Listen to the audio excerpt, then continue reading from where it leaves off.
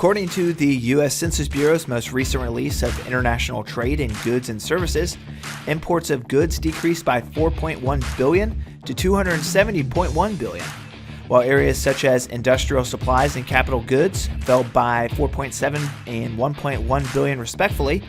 Automotive vehicles, parts, and engines, however, increased by $1.1 billion.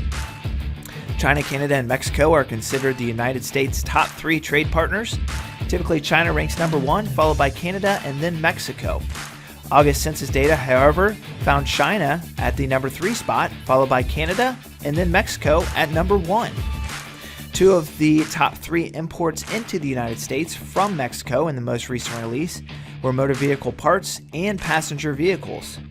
The news of automotive growth in the overall trade environment of decrease is a good sign, however, given the multitude of supply chain and labor-related issues that have plagued the automotive realm over the past year. According to Cox Automotive, in September, new car and truck inventories reached their highest levels since June of 2021, or roughly a 42-day vehicle supply for dealers on average. That is compared to the pre-pandemic level of 65-plus days on average. Many analysts believe that depleted inventories have had a major impact on automotive sales over the past year.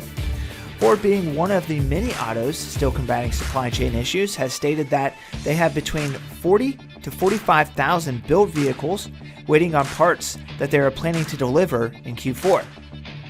The supply and demand imbalance costing Ford an estimated $1 billion in increased vendor cost over the past quarter. The increased manufacturing costs being directly reflected in the average cost of a new vehicle, now up 6.3% in September to $45,000, according to J.D. Power. As inventories slowly recover and supply chains remain slightly less stressed, one concern continues to emerge: consumer demand. With the holiday season approaching and consumers already expecting to spend exceptionally less on non-durable goods, will continually rising interest rates and way above average vehicle costs keep automotive sales from exceeding expectations?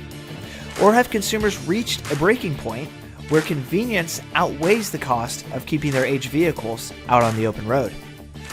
Given that just in 2021, U.S. motor vehicles and parts dealers generated revenues of almost $1.53 trillion US dollars from retail trade alone, and that according to the BLS, there are over 1 million Americans employed in just the motor vehicle and parts manufacturing workforce alone, keeping an eye on what transpires in the automotive sector throughout the remainder of the year is important, as it will have a major impact on freight movement and the economy overall as we get deeper into Q4.